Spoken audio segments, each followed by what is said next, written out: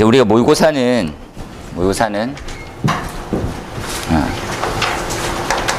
이게 9시 30분부터 주면 엄청 여유롭고 25점까지 쓸 수 있고, 그렇죠? 예. 늦으면 안 되죠. 나야 늦어도 치시면 좋겠어요. 그래서 10시 반에서 11시 사이에 전에 풀었던 것들에 대해서 보충할 거 있으면 하고, 아니면 그냥 풀고, 그리고 30분 정도 간략한 풀이하고 중요한 방향성, 그리고 식사하시고 가면 되겠죠. 시간도 가지고 있으니까 이건 다시 수업 시간에 다시 한번 말씀드릴게요. 1회 모의고사를 한번 잠시 볼게요. 어떤 내용을 예상 문제로 접지는 엄청 중요합니다. 접지는 꼭 하십시오. 접지는. 파란색은 신출. 파란색. 단톡방에는 색깔로 들어가 있었는데 인쇄하면 색깔이 사라져가지고 프린트물 나눠드렸으니까. 접지는 지금 절연저항은 시험에 나왔었는데, 접지는 21년부터 기준이 변경됐습니다. 21년도부터 적용 이렇게 다 했었는데 적용이 안 된 거죠. 적용을 하면 산업이 망한다라는 식으로 이상하게 변질돼 가지고 다들 안 바꾸고 있으니까 그게 바뀌었습니다. 이렇게 접지. 그래서 22년부터 적용시키는 걸로. 그래서 지금 1년 지났죠. 그래서 접지에 대한 형태가 뭐가 바뀌었습니까를 생각하면 되죠. 접지는 과거에는 이제 접지공사가 4가지 종류가 있었죠. 4종. 1, 2, 3, 특3 이렇게. 다 사라지고 개통의 접지냐 뭐 이렇게 막 바뀌었어요. 그 부분을 한번 정리를 하는 거죠. 여기 나오기가 좀 조심스럽긴 한데 준비는 하고 계십니다. 이걸 제일 많이 준비하고, 접지에 대한 부가적인 거 한번 쭉 볼까요? 접지는 뭐가 있습니까? 접지공사 도대체 뭐 하는 거예요? 접지공사는 이 기준으로 그대로 갈 거고요. 첫 번째. 두 번째, 뭐가 접지를 엄청 중요하게 봐야 됩니까? 하면 접지는 접지저항 어떻게 측정해? 접지저항을 측정하는 거. 측정이죠. 우리가 이제 건축물을 이렇게 짓잖아요. 그럼 바닥공사라는 걸 이렇게 하는데, 바닥일 때 접지를 해요. 그러니까 이만큼 텁하잖아요. 이렇게 텁하고 쓰러지면 안 되니까 기초를 올릴 때 뭐 박습니다. 이렇게 여기 이제 접지 측정하죠. 이때 접지. 그러니까 우리가 소방에서 쓰고 있는 공사가 들어오기 전에 전기가 먼저 감리가 들어오거든요. 전기감리가 들어와서 접지공사를 확인을 해요. 접지. 그래서 절연저항이나 접지저항이 얼만큼 나오는지를 확인하는 거지. 그런 다음에 이상이 없다 그러면 기초 위에 친 거, 그 위에 이제 골조라는 걸 또 세울 거죠. 이렇게. 지하층부터 이렇게. 접지공사가 엄청 중요하죠. 전기에서 쓰고 있는 기본이다. 그래서 전기감리가 우리보다 한 3개월 일찍 들어옵니다. 바닥 치는 거, 요 시점에. 요거 다 접지공사까지 딱 마무리되고 나면 벽체 세우고, 요때 이제 소방이 들어가는 거죠. 소방. 여기서부터 전기 배관 배선이 들어가거든요. 그 전까지는. 그럼 접지공사를 할 때, 접지를 관련 공사를 하고 접지장을 측정할 때 뭐가 전 중요한 거냐, 이렇게. 접지장 아시다시피 얼만큼 작게 나오느냐, 그죠? 접지장을 줄이는 방법에 뭐가 있어? 이렇게. 물리적인 방법과 화학적 방법이 또 있을 거고, 그죠? 그럼 뭘 고려해야 돼? 여기서 이렇게 나옵니다. 10점짜리로. 대지저항률이죠. 대지저항률. 여기 대지저항률. 대지저항률은 토양도 중요하고요. 그죠? 수분의 상태도 중요하고, 이온되어 있는 물질에 대한 함유율도 중요하고, 그런 거죠. 그래서 흙이냐, 뭐 돌이냐, 이런 것들도 많이 중요해요. 한번 고민하시라는 거지. 그죠? 그 다음에 이제 쭉 정리하다가 세 번째 이렇게 하는 거죠. 소방에 관련되는 접지저항 뭐가 있어? 소방에서는. 원래 소방보다는 위험물에 많이 있죠, 위험물. 위험물, 탱크에 접지해라, 이런 것들. 그렇죠? 그래서 요것들은 소방은 전체 전기 설비는 다 접지한다라고 생각하세요. 우리 계획이죠. 우리 계획. 그런데 안 하죠. 대표적인 예만 들어도 유도등 접지합니까, 안 합니까? 왠지 유도등 접지할 것 같은데 유도등 접지 안 하죠. 그래서 예전에 제가 도면을 이렇게 받았는데 약간 좀 느낌이 이상한 거 있잖아. 원래 하던 대로 안 돼 있구나. 뭐가 안 돼 있냐. 이렇게. 선이 세 가닥인 거예요. 이렇게. 그리고 접지선이라고 표시가 돼 있는 거지. 접지를 어디를 할까? 전화를 했죠. 그랬더니 설계사가 딱 한마디 하더라고. 죄송하다고. 삭제 부탁드립니다. 그러니까 접지를 뭐 하겠다는 의도 아니었냐고 내가 이렇게 하니까 아유 아니라면서. 다른 도면 잘못 넣었다면서. 그래 다른 도면 하지 않을까? 아유 잘못된 거라면서. 접지를 과감하게 됐죠. 그래서 유도등 선로 제가 알기로는 거의 다가 없고요. 외함이라는 동 다 접지해야 됩니다. 원래 외함. 저기 보시면 유도등 외함은 다들 합성 수지로 돼 있죠. 그러니까 전기가 통할 염려가 없어서 외함에 접지는 안 하죠. 그래서 접지는 조금 중요한데 안 하고 있는 거. 그렇죠? 그래서 우리가 스틸로 쓰고 있는 외함은 전기를 사용하고 있는 모든 외함은 접지를 해야 된다. 이렇게 딱 생각하고 하자는 거지. 그 시각으로 접근하자는 거죠. 일단 첫 번째 요거 강력한 25점짜리 예상 문제입니다. 접지가 이제 바뀌었어. 접지 기준이. 뭐 접지하냐 이 자식아. 준비해 이렇게 딱. 요건 차근차근. 그죠? 예. 지금 이제 50점대 중반이다. 그럼 반드시 해야 돼. 50점대 초반쯤 아직까지 경험 미경험이다. 몰라 됩니다. 예. 외워서 써도 점수가 잘 안 나올 수 있어요. 나중에 좀 더 정리해야 되지. 요거 이제 중요하죠. 오늘 소방할 거. 그 대지저항률 10점짜리로 세팅하고 소방에서 어디 하는지. 소방 전기시설 전체 다 한다고 생각하시면 돼요. 볼까요, 답을? 대지저항률입니다. 글씨도 엄청 예쁘게 썼고. 그죠? 대지저항률에 대해서 토양, 그죠? 예, 수분, 온도의 영향, 계절적 물질 여부 이렇게 죠. 그래서 요걸 다 꼼꼼하게 보시면 어디가 천국이냐, 접지에. 바닷가에 짓는 건물은 천국입니다. 이해되겠죠? 왜 그렇습니까? 약간 염수가 많이 있고요. 나트륨이 많이 토양에 배어 있어요. 그래서 막말로 얘기하면 그냥 꼽기만 하면 무조건 접지저항이 나옵니다. 엄청 작게 나오는 거죠. 그러니까 접지저항은 작을수록 좋은 거니까. 그래서 바닷가라고 적었어요. 바닷가. 위에다가 바닷가에 짓는 건물 일단 있잖아요. 그런 것들은 접지저항 측정할 필요도 없이 이상적인 거죠. 이상적인 거. 잘 이해해서 바로 돌아가고 요건 이제 왼쪽에 항목별로 해서 쭉 요만큼만 적으시면 되겠습니다. 그 다음에 이제 요게 부분 점수로 딱 정리해 볼까요? 예, 이렇게. 전체를 물었을 때, 야, 내가 앞으로 5점, 5점 줄 거야. 준비해. 답에 대한 쓴 볼륨까지 너 감안해. 이해되겠습니까? 내가 이제 대지 저항률을 엄청 잘 알아. 내가 대지 저항률 전문가야. 쭉 다 하고 소방에서는 전기 설비 등등 이렇게. 그러면 나머지에서 3점 받고 이건 1점도 못 받습니다. 그러니까 점수는 3점 되는 거지. 잘 이해해서 보십시오. 절반을 묻고 절반에 답한 거. 잘 한번 이해해서 절반이구나 이렇게 이해하셔서 각 종류가 나와 있네요. 그죠? 잘했습니다. 2번 가볼까요? 2번. 자, 이번엔 이제 교차회로죠. 교차회로는 우리가 소방에서 나오는 몇 가지만 조금 준비하시는 거 필요합니다. 이렇게 생각해 봅시다. 첫 번째, 소방 전기가 있다. 그죠? 소방 전기에 첫 번째, 배선을 이해하세요. 배선 지금 25점짜리 내화 내열 배선이 있다. 그죠? 내화와 내열 배선. 내화와 내열 배선이 사라진 게 아니죠. 현재. 내화와 내열 배선이 있다는 거죠. 근데 기준은 사라졌습니다. 성능 기준은 사라졌죠. 성능 기준은 어떻게 사라졌습니까? 내화는 어떤 규격으로 남고요. 내열은 없어서 내화로 들어갑니다. 이렇게. 요걸 잘 이해하세요. 내열은 따로 이제 성능이 있던 게 없어지고 내화에 준하게 되어 있습니다. 지금. 그러니까 표면적으로 보면 없는 셈이랑 똑같은 거죠. 그냥 배선은 전부 다 내화 배선을 하게 되어 있구나 봅시다. 그죠? 얘를 어디서 명시했습니까? KS 규격에서 명시했죠. KS 규격에 답과 자료를 넣어놨으니까 반드시. 여기 25점짜리죠. 필수. 이렇게. 얘는 40점 돼도 해야 됩니다. 40점 돼도 무조건 해야 됩니다. 25점짜리. 두 번째, 뭐가 있습니까? 우리나라에만 있는 독특한 배선 방식이 있죠.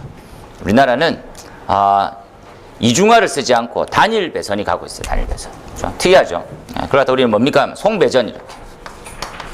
송배전. 다른 말로 이제 보내기. 이러한 배선 방법을 쓰고 있습니다. 그 정말 좀 특이한 내용은 또 뭘 합니까? 도통시험이라는 이런 걸 해요. 도통시험. 이러한 배선을 하면서 나오는 첨부되는 용어들이죠. 또 뭐가 있습니까? 종단저항이라는 걸 이상하게 다 알고 있어요. 특이한 나라보다는 그렇죠. 그래서 비해서 외국은 어떻게 합니까? 외국은 NFPA는 이러한 단일 배선을 쓰기도 하지만 이중 배선을 쓰죠. 이중 배선은 무조건 이중 배선 씁니다. 그죠? 배선이 이중화되어 있다라고 이해합시다. 그래서 송배전 방식의 보내기 배선이고 도통시험이라는 게 뭐고 종단저항을 어떻게 설치해야 됩니까? 이거 좀 두 번째로 10점 이렇게. 그 다음에 이제 세 번째, 감지기 선로를 내가 못 믿어가지고, 그죠? 요 송배전 방식을 하나 더 깔 수 있죠. 그러다 우리 뭐라 부릅니까? 이 특이하죠. 회로를 하나 더 써서 교차회로 바로. 교차회로 방식. 교차회로 방식. 요게 이제 우리 나름의 이중 배선은 아니고 좀 다른 개념이죠. 그래서 보내기 배선, 송배전이 두 개 있는 거죠. 송배전이 두 라인으로 들어갑니다. 가장 큰 이유는 뭡니까? 감지기 신뢰도가 낮기 때문이죠. 신뢰도가 저하되어 있어서 저하에 대한 대책 딱 이해하십시오. 되겠죠? 네. 어떻게 하는 건데 이렇게 감지기 한 선로를 더 까는 거죠. 하나의 감지기로는 신뢰도 무너지기 때문에. 주로 어디서 쓰냐 이렇게 물어보는 거죠. 이렇게 이해합시다. 소화설비에 써요. 소화설비에 쓴다 이렇게 생각합시다. 얘를 지금 10점짜리 딱 냈죠. 답에는 뭐가 들어가야 되겠습니까? 송배전 방식이 도대체 뭐 하는 거고 어떤 방식으로 이루어졌으며 소방설비에는 어떻게 쓰는 거냐 이런 거죠. 이렇게 돼 있습니다. 그죠? 소화설비의 오동작의 방지도 있고 잦은 동작으로 인한 피해를 막기 위한 부분이죠. 조금 더 길게 쓰셔도 될 것 같고, 작동 두 개의 감지기 인접되어 있는 동작하면 감지기 수량은 2배로 당연히 들어갈 거고, 이거 한번 볼까요? 적용되는 것. 얘를 조금 더 장황하게 설명해 주시면 좋죠. 네. 요 스프링클러 설비에 준비작동시, 일제살수시, 그리고 부합식도 들어갑니다. 부합식도 감지기로 들어가거든요. 부합식, 물분무, 미분무, 그리고 가스계 전체, 강화액조 전부 다, 가처회로 전부 다 들어가죠. 그러니까 소화설비라고 부르는 것들 거의 대부분이 교차회로로 들어가 있다. 이해하시고, 그죠? 이렇게 적으시면 되고, 나머지 대책, 이건 별표 하나 치고, 그죠? 그래서 대안은 뭘로 할 거냐, 이렇게. 교차회로, 소화설비에 설치하는데, 대안은 8종 감지기죠. 8종이 고신뢰도. 딱 정리하시면 돼요. 외울게요. 그렇죠? 등 이런 거 쓰지 마세요. 예. 못 쓰는 답들이 다 들 듯. 네가 모범 답안을 올린 거 아니야? 그렇게 쓰시면 안 됩니다. 예. 이건 어서 오십시오. 약간 나쁜 의미로 건방진 거죠. 이런 거 쓰다 보니까 알지? 이런 거 있잖아요. 채점관한테 알죠? 내 마음 알지? 이런 거. 지금 제가 펜이 지금 없어가지고 X 표시를 못했는데.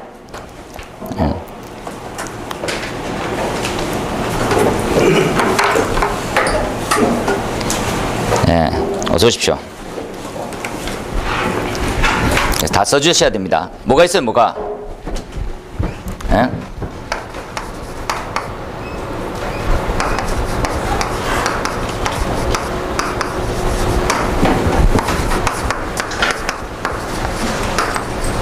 이렇게 있죠, 그죠? 축척, 그 다음에 광역시 분리형, 분포형, 불꽃 감지기, 다신호, 아날로그 방식, 정호식 감지선형, 복합. 잘하고 계시네요. 시험에 안 나오겠는데.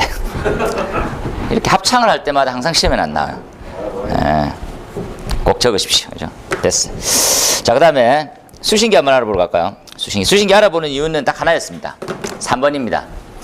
수신기는 이렇게, 딱 할게요.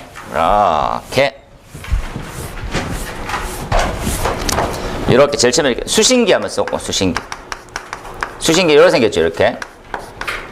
부수신기 이렇게 생겼습니다. 그죠? 중계기 이렇게 생겼죠. 중계기. 수신기, 부수신기, 중계기 이렇게 딱. 정리를 잘 하시고, 그죠?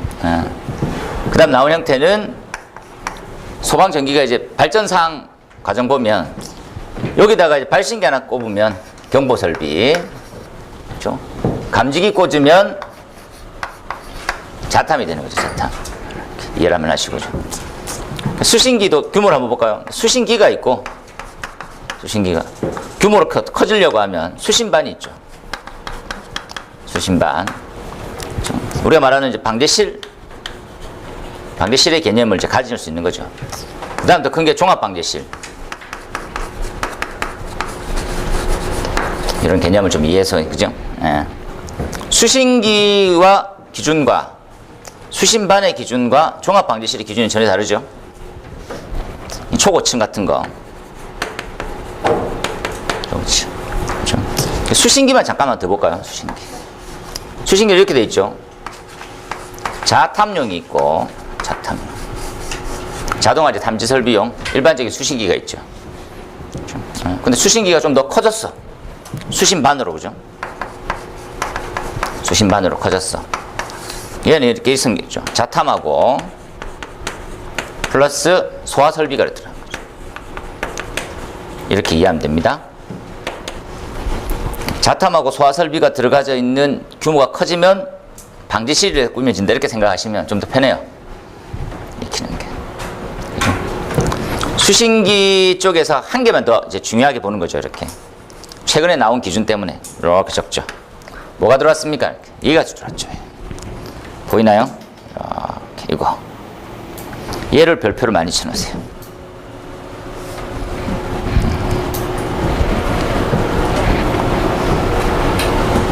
화재로 인해서 하나의 음향장치에 단락되어도 다른 층 통보에는 지장이 없도록 엄청 고민이 큰 거죠. 원래 비상방송에 있던 놈을 자탐까지 끌고 와 있습니다. 네모를 딱 쳐서 중요 해놓으세요. 중요. 중요하구나.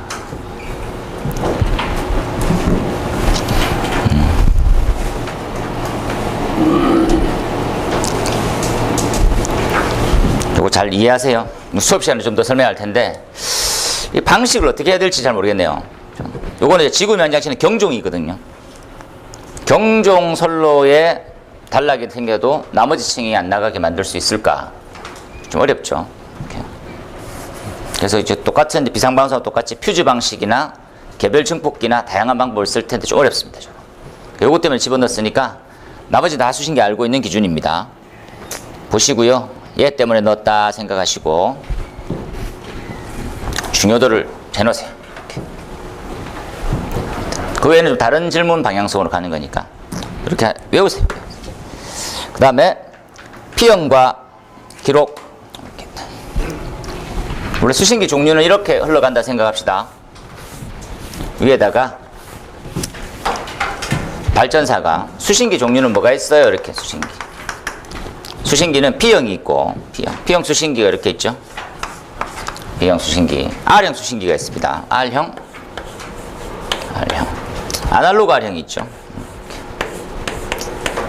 똑같습니다. 그렇죠? P형 수신기는 감지기까지만 발신기 감지기까지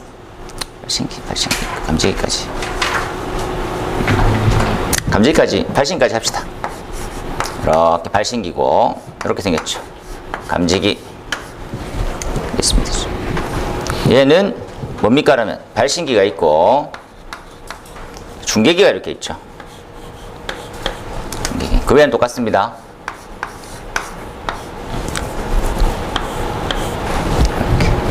그 다음에 여기까지는 똑같죠. 이렇게까지. 여기서 발신기, 그렇죠? 그리고 선로가 이렇게 이루어지죠. 얘도 이렇게 가고 하나의 선로가 이렇게 갑니다. 그렇죠? 이해를 잘 해놓으세요. 얘를 P형, R형, 얘를 아날로그 R형 씁시다. 그죠? 중계기가 필요하네요. 중계기 필요 없네요. 중계기가 필요 없죠. 감지기가 중계기 기능을 같이 하니까 이런 메커니즘만 한번 잘 이해하고 P형과 R형의 가장 큰 차이는 과거에 뭐였을까 이렇게 생각하죠. 이게 뭐니 뭐해도 이겁니다. 이걸 좀 간과하고 계신 분이 많은데 기록 여부였어요. 소방에서 기록만큼 중요한 건 잘 없습니다. 뭐 설로 증설일 때 뭐 힘들고 복잡하고 그런 게 뭐가 중요합니까? 이게 중요하지. 상시 오동작이 발생했었으면 대처를 할 수 있었을 기간을 계속 주고 있는 거예요. 그런데 불이 났어. 그런데도 조치 안 하는 거지. 기록 여부죠. 그래서 이게 법이 바뀝니다. 야, 2014년부터 15년부터 적용하는 거는 이제 계속 적용해. 예. 2015 기록이 추가됩니다. 기록이 추가된다는 말이 도대체 뭡니까? 수신기의 상태에 대한 조작 여부를 다 기록시킬 거예요. 평상시에 어떻게 합니까? 오동작이라면 수신기 잡고 끄는 거예요. 아니면 정지만 잡아놓고. 그래서 인사사고가 자꾸 발생하는 거지. 여기 이제 기준이 기록 장치가 추가되어 있는 거예요. P형에. 그래서 난 이걸 굉장히 중요하게 보는데 자식이 아직 안 되네요. 나올기 전까지 준비합시다. 기록형. 한번 이해해 놓을게요. 그래서 읽어보시면 999개 2015년 허가권부터 들어간다라고 생각하십시오. 중요하게. 뭡니까? 전원 껐다 켜는 거, 그리고 경종 같은 거 다 정지 잡는 거, 단선 여부 다 지금 기록되어 있습니다. 잊지 마시고. 자, 그 다음에 5번은 별표를 많이 해야 되겠죠. 5번은 별표를 엄청 많이 해요. 가장 중요한 것 중에 하나죠. 비하제보입니다. 비하제보. 감지기는 세 가지 성능이 필요하거든요. 감지기, 다른 말로 자탐을 합시다. 자탐은 세 가지가 필요한데 뭐가 필요하겠습니까? 자탐 세 가지. 네 가지면 싸가지고 세 가지가 필요한데 뭐가 필요하겠습니까 지금?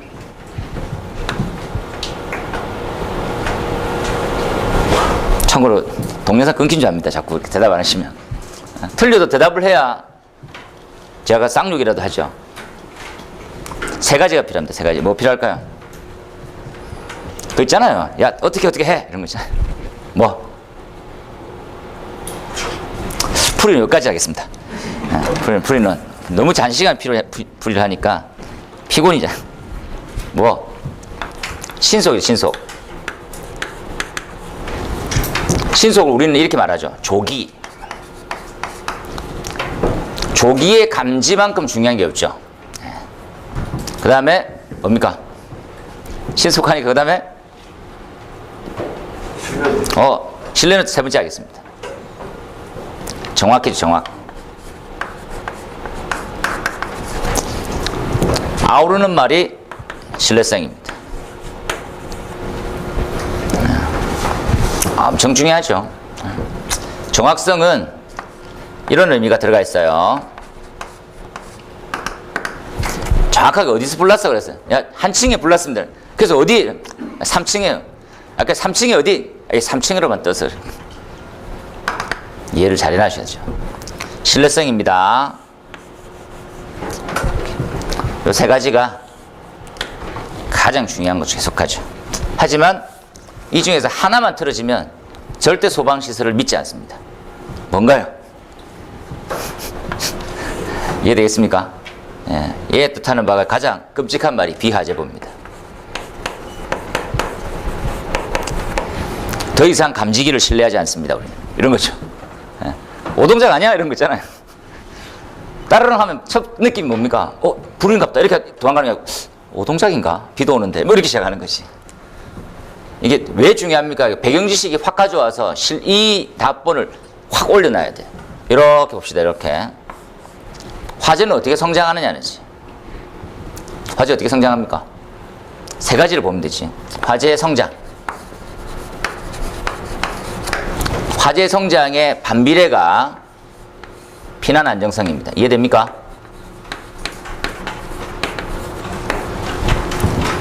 빠르면 빨리 죽어요. 빠르면 엄청 죽습니다. 피난 안정성이 아예 제로에 가까워지는 거죠.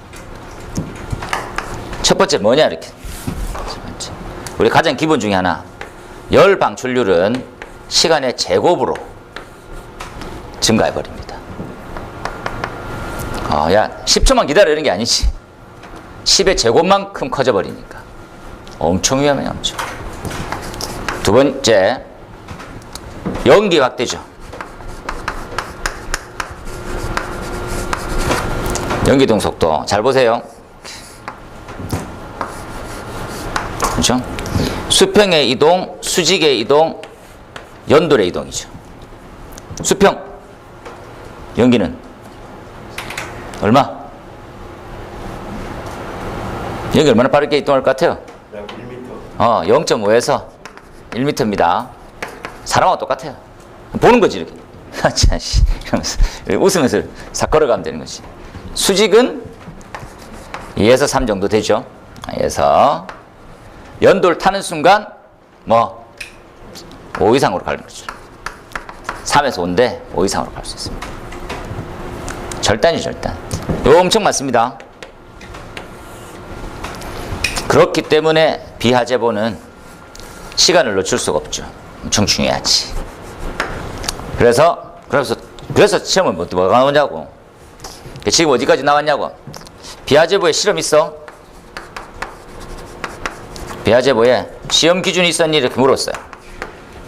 하나 나왔고, 두 번째 뭐 나옵니까? 미국 애들은 이걸 어떤 시각으로 봐? 이런 거지. 여기서부터 여기까지. 잘 보세요. 원치 않는 경보죠. 원치 않는 경보. unwanted 알람입니다. 외우세요. 외우세요. 그 다음에 실험. 외우세요. 시험. 니네 어떻게 하고 있냐? 외우세요. 야, 시험만 좀 새롭게 한번 써보지. 외우세요. 외우세요. 되겠죠? 답지를 출력해 드리면 되는데, 다 쓰실 거라서 다 써봐야 됩니다. 이거. 다음에 다 출력해 쓰시면 되지. 됐습니다. 그 다음에 6번이네요. 6번. 이제 거의 마지막입니다.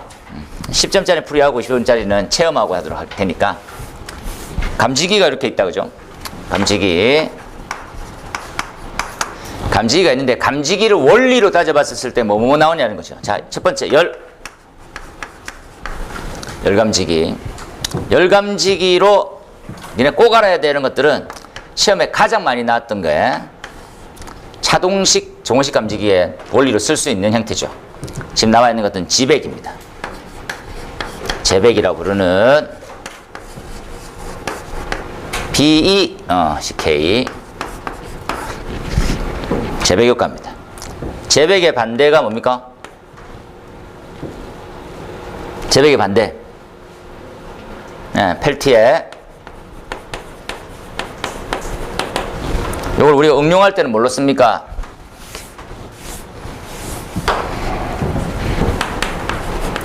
열전 현상을 이용하는데 열전 온도계. 잘 이해해서 보세요. 나중에 지백, 서로 다른 금속을 온도 차이를 줬더니 전류가 기전력이죠. 열기전력 생기더라는 거죠. 엄청 중요한가 보네요. 보고. 두 번째, 연기입니다. 연기는 마이의 분산 법칙이라는 게 중요합니다. 잊지 마시고. 그렇죠? 세 번째가 시험에 열감지기 제어백만큼 많이 나왔었죠. 불꽃입니다. 불꽃은 두 가지 종류가 있죠. UV하고 IR. UV와 IR입니다. 잊지 마세요. UV는 뭐?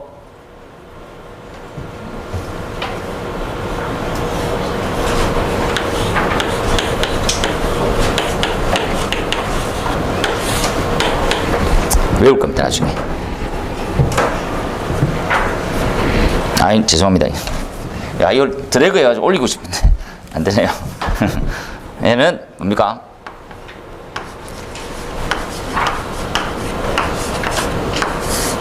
세 가지가 있고요. 도전기, 네 가지가 있죠.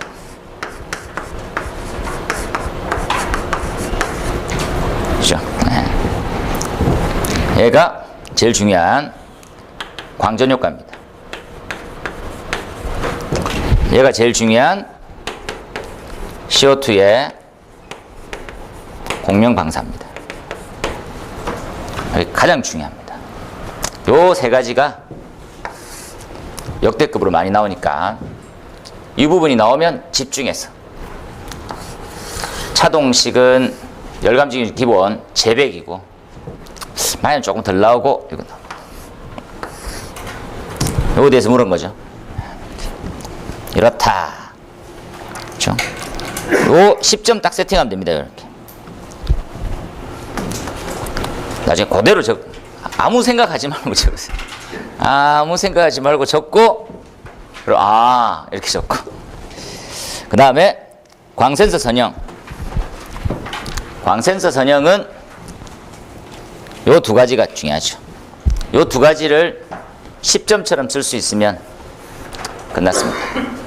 광센서는 딱 두 가지, 온도 측정과 거리 측정이 되죠. 광센서 도대체 뭐냐 이렇게. 한 개 더 적을게요. 옆에다가 이건 재밌는 역사적 사실이죠. 통신선의 발달을 볼까요? 통신선. 첫 번째 가는 전선을 썼어요. 전선을 썼더니 어떠한 단점이 생겼습니까? 통신에. 통신 어떤 단점? 통신 두 가닥 썼더니 어떤 단점? 이번 판 감사합니다. 우리 약간 좀 그런 거 할까요? 이렇게 뭐 무건 수행? 저도 무건으로 마치고 유도장애 생기기 시작합니다. 그죠? 그래서 가장 좋은 방법은 뭡니까? 꼬아버리는 거죠. 이렇게 하니까 유도장애 생겨. 그래서 어떻게?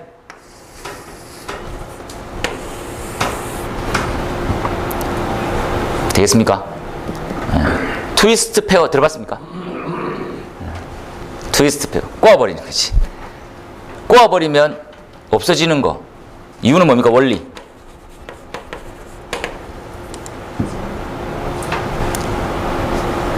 뭐?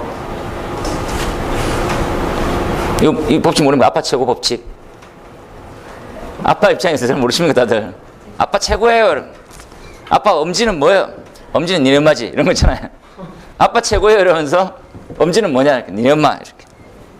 뭐 암페어입니다. 암페어의 옳은 나사 법칙. 예, 원리입니다. 나중에 한번 할게요. 야, 이 보낼 수 있는 게 한계가 확 나오는 거지. 두 번째, 동축선을 씁니다. 동축 케이블이라고 부르는, 우리는 지금 두 가지 종류를 쓰고 있죠. 동축 케이블, 누설 동축 케이블 이렇게 쓰고 있습니다. 들어봤죠? 네, 누설 동축 케이블 씁니다. 우리는 누설 안테나처럼.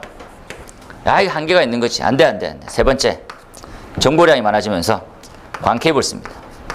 옵티컬 케이블이라고 부르는. 옵티컬 케이블의 가장 큰 특징은 난반사죠. 빛의 반사와 산란을 이용하는 겁니다. 빛의 산란을 어떤 식으로 이용합니까? 이렇게 화살표 하는 거죠. 반대로. 감지기에도 이용이 되겠어. 열을 줬더니 요 지금 케이블 내에 물성의 밀도가 바뀌는 거지. 밀도가 바뀌면서 산란 작용이 다 바뀌어버리는 겁니다. 그걸로 측정하면 되겠네. 저희 재입니다. 여기서 나온 형태가 땡땡땡 광센서 감지기입니다. 나중에 할 거예요. 잘 이해하세요. 그래서 광케이블 쓰는 거구나. 가장 중요한 것들은 이런 흐름들은 그냥 읽어두시고 답은 얘죠. 여기서부터 여기까지 한 페이지에 가득 채우는 게 더 합리적입니다. 오늘 저 저게 논문에도 뭐 이쪽에 사수로 돼 있던데. 뭐라고 돼 있다고요? 그 EXP 해가지고. 예. 12에. 4승. 예, 사수로. 4승.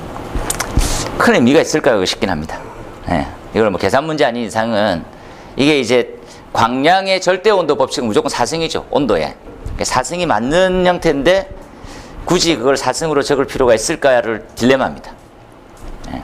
하는 건 뭐 좋긴 하겠죠. 예. 근데 그런 것보다는 적을 수 있느냐가 없느냐가 더 중요한 거다 생각하시고, 예. 정확하게 적는 거는 좀 필요할 수는 있으나, 예.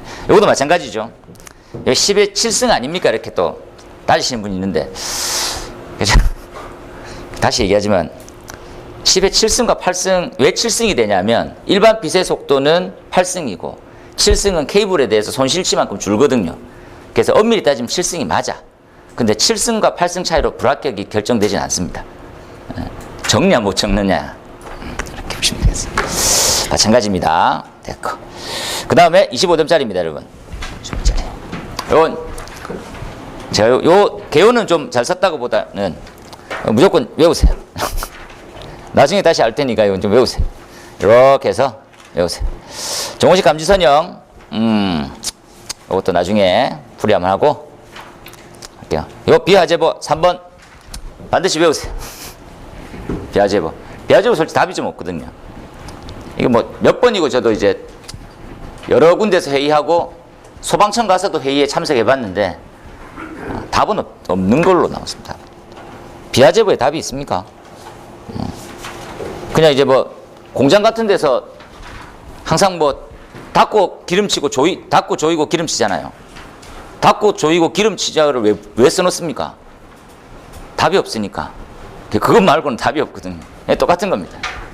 비하제보는 이렇게 관리 차원이 아니고 비하제보는 이렇게 하면 안 생겨야 되는 게 없어요. 환경마다 다 생길 수 있는 거거든요. 이렇게 보시면 되겠습니다. 그래서 모의고사는 지금 1교시는 7문제, 2교시는 25점이죠. 그건 판서를 그대로 필답이라고 하죠. 따라 써도 한 30분 걸립니다. 그래서 그냥 한번 다 써보세요. 이렇게 써보는 거. 그래서 아침에 와서 외워줘. 그러니까 저는 이번 주부터는 좀 더 일찍 문제가 올라오거든요. 그래서 그거 주중에 외우고 오전에 뭐 써보고 남아서 쓰고 가고. 그래서 한 주에 10개는 한 2-3번 써본다 생각하고 익히고, 암기는 한 주에 한두 개가 힘듭니다. 저도 경험자거든요. 이거 뭐 어떻게 외우냐? 그러게요. 그러니까 계속 안 보면 안 외워져요. 뭐 그게 5번 쓴다고 외워지고 뭐 2번 쓰면 안 외워지고 이런 게 아닙니다. 그래서 계속 눈만 뜨면 외울 준비하고 써보는 것만 쓰면서도 다 이해되거든요. 왜 이렇게 썼지? 그런 것들 해보는 시간이다 생각하시고. 이렇게 한번 보시면 되겠죠. 예. 이렇게. 그래서 모의고사 풀이는 여기서 마치고 좀 쉬었다가 수업을 하도록 할게요. 좀 쉬었다 하겠습니다.